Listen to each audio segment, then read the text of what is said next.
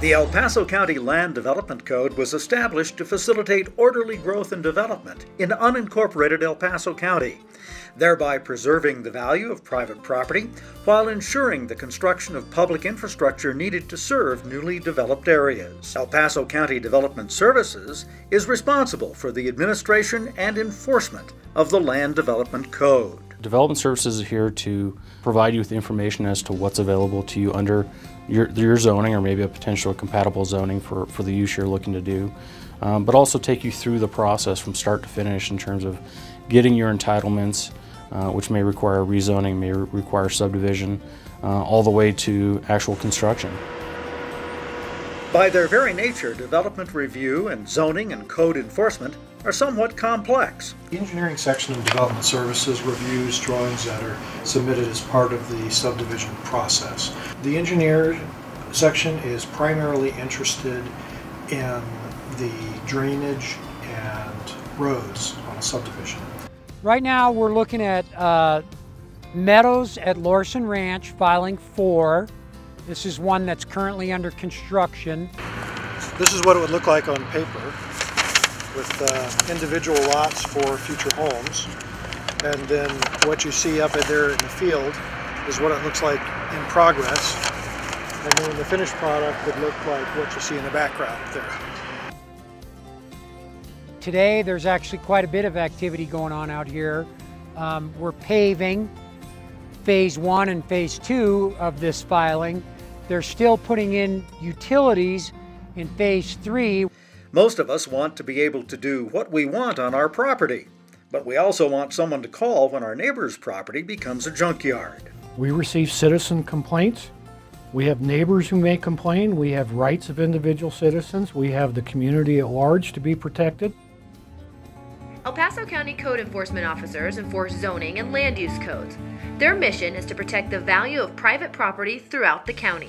They may be running an auto repair business from this property as well, but I won't know that until the owner responds to the notice of violation, which will be sent out today. There are 2 code enforcement officers responding to residents' concerns. Nearly all of their investigations are as a result of complaints from neighbors worried about unsafe, unsightly, and incompatible activities in their neighborhoods.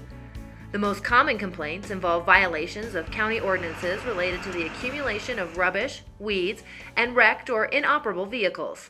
Complaints are given to us. We go out in the field and take pictures of the property and see if the complaint is warranted. We come back in, and if the complaint's warranted, we start a file and send out a notice of violation.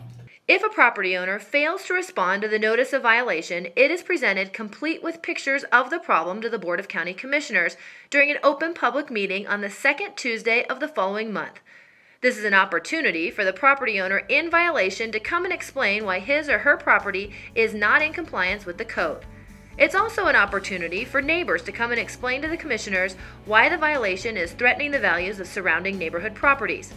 Frequently, the property owner in violation will come to the commissioners and promise to correct the situation, and will be given extra time to do so. But if the violation continues, the Board of County Commissioners will authorize the county attorney to go to court to seek a civil judgment against the property owner to pay for the necessary cleanup. Most of our complaints are received anonymously from next door neighbors or a member of the community where the violation originated. Most violations are cleaned up through voluntary compliance. People respond, of course, in different ways. The majority of the homeowners respond in a positive way. Some are apologetic that they've let the property get to the condition that it's in. Then, of course, there are a few that are still, you know, there's nothing wrong with the property, and it's, you know, that's the way it's going to stay. But for the most part, people are apologetic and they want to come into compliance. But a troublesome few become chronic. The whole entire property was covered with the copper out of TVs, mattresses, furniture, anything and everything you can imagine was thrown in the backyard of this property, and it took us years to get this property cleaned up. The property owner was billed for the cleanup. If he doesn't pay, the county treasurer can place a lien on the property. I received a complaint on this property yesterday for rubbish and operable vehicles, and what I'm doing now is seeing if the complaint is warranted, which it is, and taking pictures of the property. It looks like there's a lot of rubbish. Inoperable vehicles, there's a vehicle with the hood up. Of course, the good neighbor policy is always the best policy. But when trash, weeds, old tires, and junk cars get out of hand, you can contact code enforcement.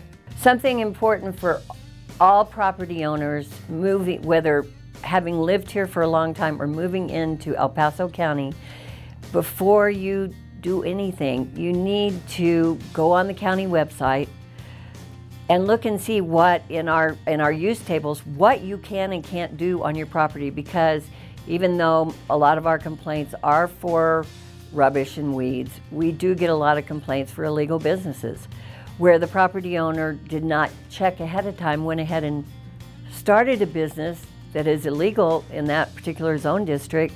Had they checked or contacted our department, we could have told them, and it saves a lot of headache for the property owner. From early assistance to formal presentations at the Planning Commission and the Board of County Commissioners, the Development Services staff is here to help. Growth was strong before the Depression or recession or whatever you want to call it. Growth tapered off substantially. We've had a number of issues with prior approvals or old subdivisions that have gone bad, or old developments that have gone bad, with people walking away from property that creates neighborhood concerns and neighborhood problems. In 1 minute you'll be dealing with traffic impact fees, and the next minute you'll be dealing with fire code, and the next minute you'll be dealing with landfills or solid waste issues or zoning violations or complaints or new development. And every day is a brand new challenge with many different things to deal with. The Development Services Department is here to serve the needs of the citizens, the applicants, the affected parties, the elected officials, and the county as a whole. We are constantly doing revisions to our land development code. This department and the county as a whole has gone through a number of changes over the last 10 years. We've experienced creation of regulations to address issues that had never come up before in the past. You never know what the next use is going to be that comes through the door, and you have to be ready for that. And if you're not ready for it, you have to know how to respond to it. Development Services responded to the needs of citizens trying to rebuild after the disastrous Black Forest fire by working with the Board of County Commissioners to temporarily relax some of the modern development standards and requirements that would be very difficult to meet in an area like Black Forest, which was originally developed from grazing land a century ago in the form of summer cabins and part-time retreats. And that occurred as early as the 1920s. After the fire occurred, the ability to rebuild those houses meeting modern standards was a real challenge. It was very important to the Board of Commissioners to make the people whole as much as they can because they've been damaged so severely. The Board of Commissioners, at our recommendation, relaxed certain development requirements. Those helped facilitate reconstruction in a more timely manner for houses that were located in Black Forest. The unique thing about El Paso County is that we have so much variety in terms of the types of development that come into El Paso County. As a government entity, we're primarily interested in ensuring that what is constructed that will later be taken over by the taxpayers for maintenance is constructed properly. El Paso County is pro-development, but at the same time we want to make sure that it's done correctly and that it follows the rules that are in place. And the reason why the rules are in place is to protect the public health, safety, and welfare. That's why we do what we do. The land use and planning functions of the Development Services Department are frequently confused with the building permit and construction code functions of the Pikes Peak Regional Building Department.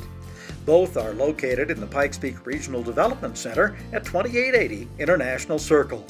Regional Building handles the structural parts of the construction process. That also includes floodplain management. They handle addressing through enumerations. We look at things through use-specific regulations. We're trying to make sure that if you want to do a commercial development, that you have enough parking, that you're installing appropriate landscaping, that your signage meets our sign code. So we're looking at more of the use issues rather than the structural issues like regional building does. Most likely, if you're building a new home or commercial structure, you would need to go to both DSD and regional building.